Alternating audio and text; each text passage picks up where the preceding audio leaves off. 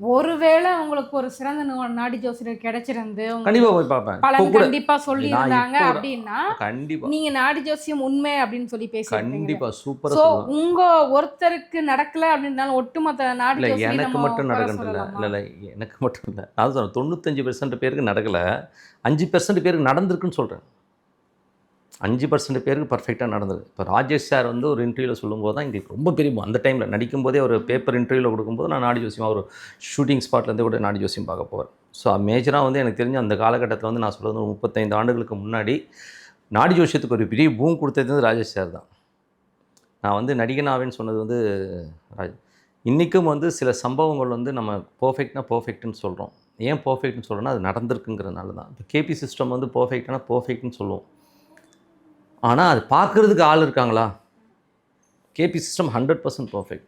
கிருஷ்ணமூர்த்தி பத்ததி system வந்து ரொம்ப பர்ஃபெக்டான சிஸ்டம்.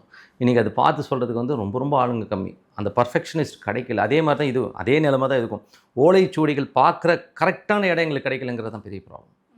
நான் எல்லாரையும் குறை சொல்லவே இல்லை, கரெக்டான இடம். இப்போ கேபி சிஸ்டம் எத்தனை பேர் பார்க்குறாங்க, எல்லா இடத்தும் நடக்குதான கேபி சிஸ்டம் எல்லாருக்குமே பர்ஃபெக்டாக நடக்கலை. ஆனால் ஒரு சிலர் பர்ஃபெக்டாக. இப்போ எங்கள் குருநாதருக்கு கிடைச்ச கேபி சிஸ்டம் ஆள்லாம் பார்த்தீங்கன்னா அவரை என்னை டெஸ்ட் பண்ணிவிட்டு 1 lakh ஃபீஸ்ன்னு சொல்லியிருக்காரு. அது படிக்கிறதுக்கு 1 lakh ஃபீஸு.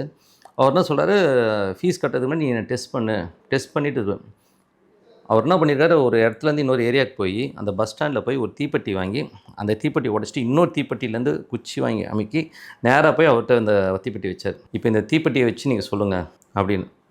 அவர் அவ்வளோ பர்ஃபெக்டாக சொன்னாராம்.